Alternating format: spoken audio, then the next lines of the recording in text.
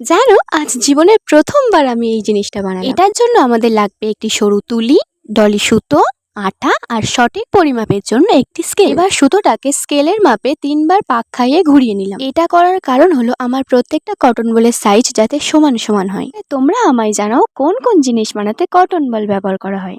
দেখো, স্কেলের ওপরে 3টে সুতো, নিচে 3টে সুতো। এক্ষেত্রে একটা কথা বলে রাখি, তোমরা হয়তো অনেক ভিডিওতেই দেখেছো যে তুলির গায়ে আঠা লাগিয়ে সুতোটাকে পেস্ট করতে, কিন্তু আমার মনে হয় সুতোটাকে যদি ভালো করে তুলির গায়ে গিঁট মেরে নেওয়া যায় তাহলে কটন বলটা খোলার সময় সেটা অনেক সহজেই বেরিয়ে আসে। দেখো, এরপর আমি স্টেপ বাই স্টেপ উপর নিচ সুতোটাকে রাউন্ড শেপে ঘোরাতে লাগলাম। এতটুকুই খেয়াল রাখতে হবে যাতে একটি সুতো একটি সুতোর গায়ের উপরেও না উঠে যায়, আবার দুটো সুতোর মধ্যে বেশি দূরত্বও না হয়ে যায়। মাঝে একবার একটু গ্লু অ্যাড করে নিলাম সুতোগুলোকে সিকিউর করার জন্য। আচ্ছা, কটন বল দিয়ে আমার বানানো কোনো জুয়েলারি কি তোমরা দেখতে চাও? তাহলে কিন্তু সেটা কমেন্ট করে জানিও। আর হ্যাঁ, সবশেষে এই সুতোটাকে কিন্তু আঠার সাহায্যে ভালো করে পেস্ট করে দিও। দেখো, শুকিয়ে যাওয়ার পর কটন বলটা কত সহজেই বেরিয়ে এলো। বাই দ্য ওয়ে, আমি কেন কটন বল বানালাম সেটা কি তোমরা কেউ গেস করতে পারছো? গেস করো, গেস করো। দেখো, আমি কতগুলো কটন বল বানিয়ে ফেলেছি। তাহলে এখন আমি বাকি কাজগুলো শেষ করি, যাই। Bye bye.